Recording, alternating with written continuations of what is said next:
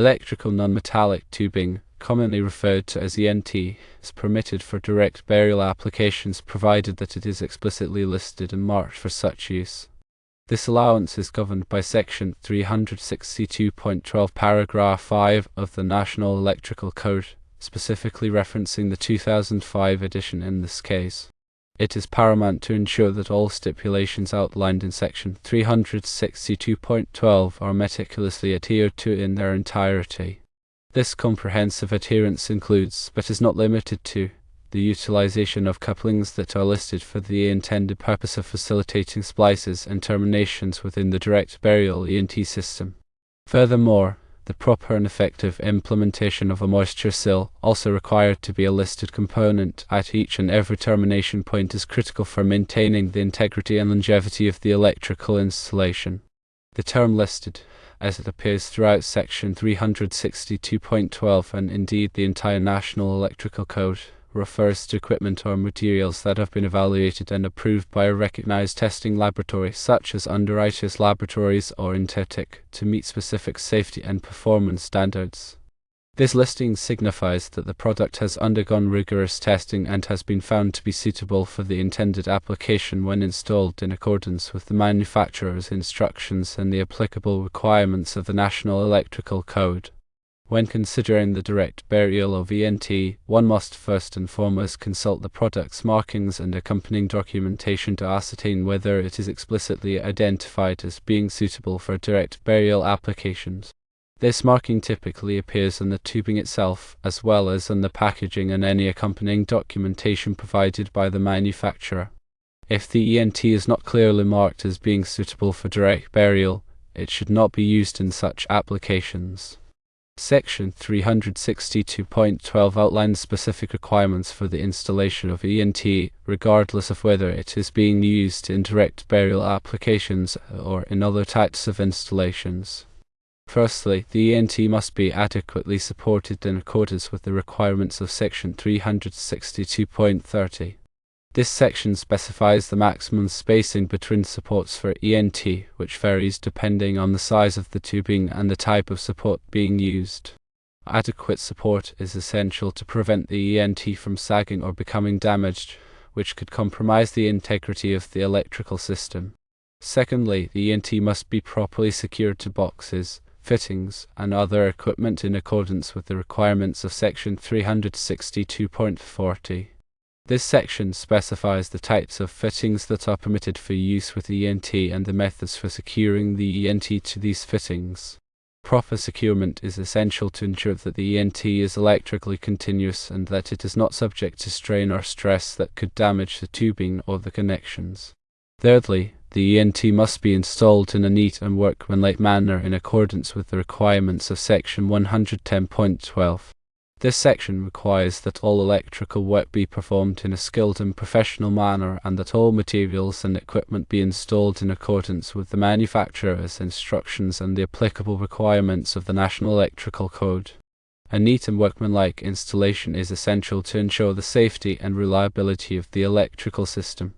In addition to these general requirements, Section 362.12 also specifies additional requirements that apply specifically to direct burial applications.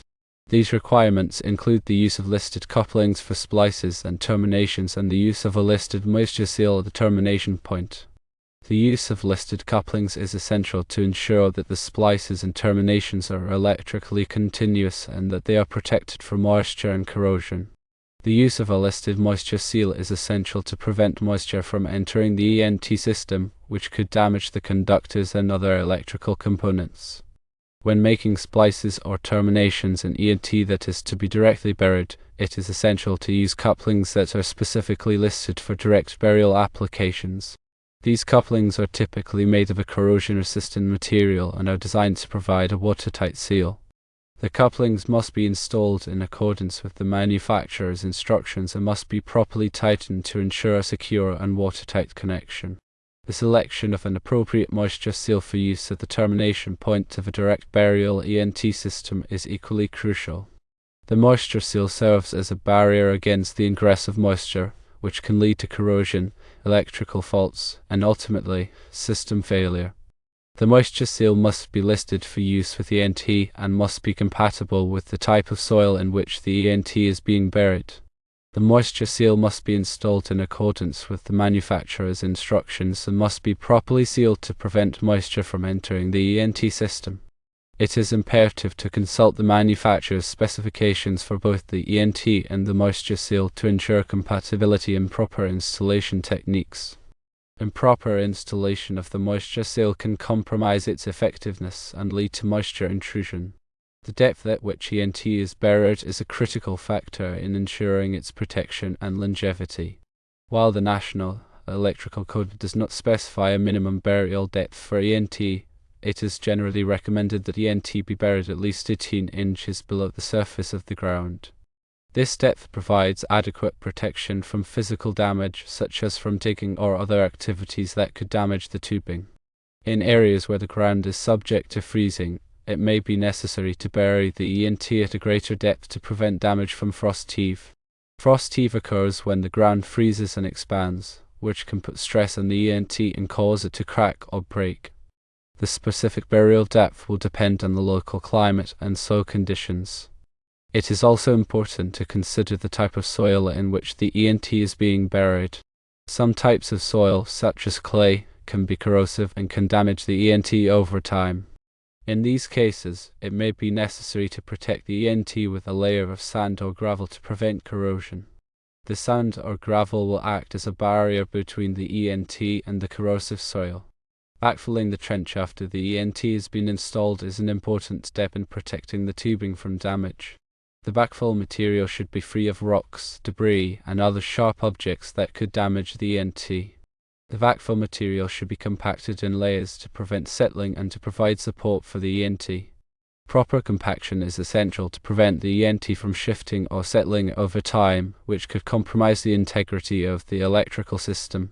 When backfilling the trench, it is important to avoid using heavy equipment that could damage the ENT.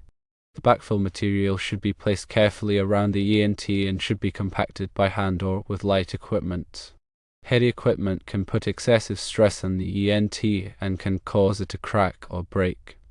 The National Electrical Code also addresses the issue of underground wiring methods in general, providing guidance on the types of wiring methods that are permitted for underground installations and the requirements for their installation. These requirements are intended to ensure the safety and reliability of underground electrical systems. Section 300.5 of the National Electrical Code provides specific requirements for underground wiring methods, including minimum burial depths, protection from physical damage, and grounding requirements. This section applies to all types of underground wiring methods, including ENT, rigid metal conduit, intermediate metal conduit, and direct burial cables. The minimum burial depth specified in Section 300.5 vary depending on the type of wiring method and the voltage of the circuit.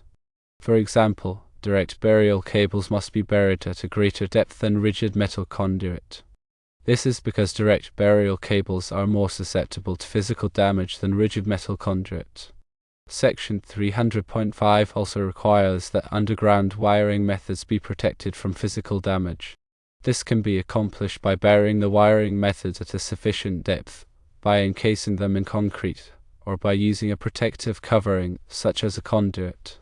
The type of protection required will depend on the type of wiring method and the location of the installation. Grounding is another important consideration for underground wiring methods.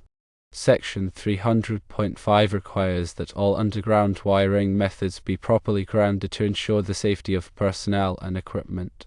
Grounding provides a path for fault current to flow back to the source, which will trip a circuit breaker or fuse and energize the circuit.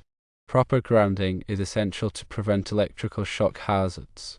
In addition to the requirements of the National Electrical Code, there may also be local codes and regulations that apply to underground wiring methods. It is important to check with the local authorities to determine what codes and regulations are in effect in your area.